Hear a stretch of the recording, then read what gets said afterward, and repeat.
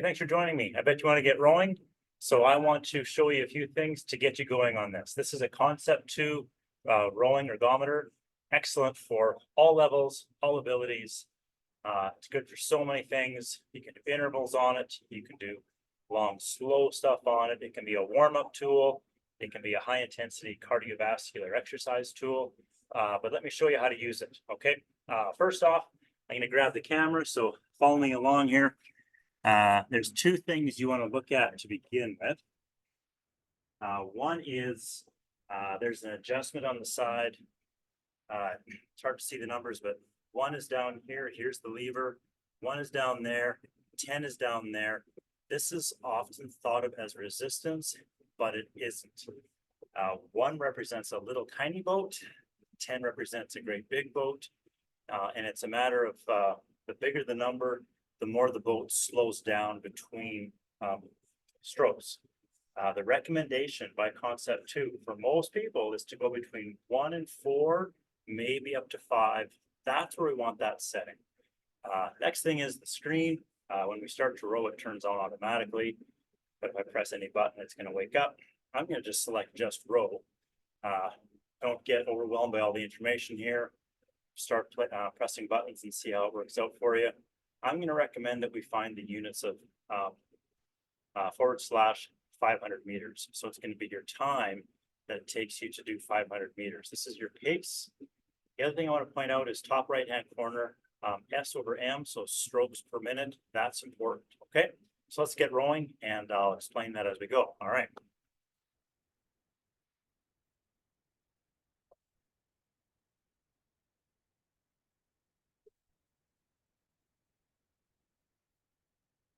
All right, so the pace, the per 500 meters, begin with, it doesn't matter, okay?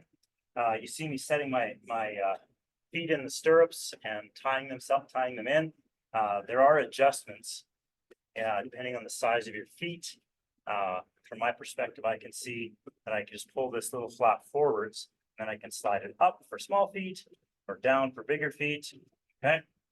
Then I want to put my foot into the stirrup, and I do want to tie it tight, okay? That's key. All right.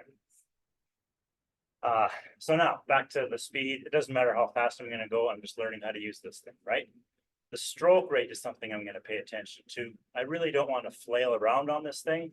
I want to have a nice, even controlled stroke rate in the neighborhood of maybe 20, 25, as much as 30. I'm likely not ever going to go faster than that.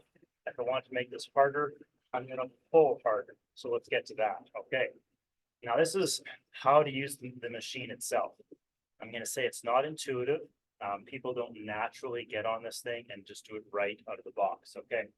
Here's the key. Starting position. My elbows are straight. My back is straight and lean forwards. My shins are vertical. And I'm kind of as close to the front of the machine as I can get. All right. Now, step one, this is all about legs and hips. So I'm going to sit up tall. I'm going to push with my legs. My arms aren't doing anything right now. I'm just loosely grabbing onto the handles. When I get to the end of the stroke, once my knees go straight, my arms just follow. This touches the bottom of my chest. Next part's important. First thing to go forwards is my hands, then my upper body, and then my knees bend. Okay? So in slow motion, I push with the legs. I get to the slightly leaning back position. Bar comes to my chest. I instantly reach out, reach forwards, and boom. Okay? So here's a little test to see if you're doing this right. The hands should get past the knees before they bend. Okay, that's your test. If you find that the knees come up and your hands have to come up and over, that's incorrect. All right, that's it. That's how this works. Okay, so back to the setting for the wind resistance on this machine. It's not a matter of using a bigger number if you're stronger.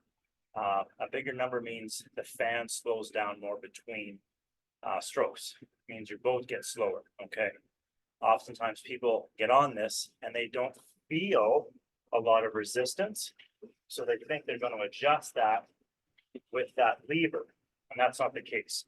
If you want more work, and if you want to make this harder, you simply push more with your legs from the catch.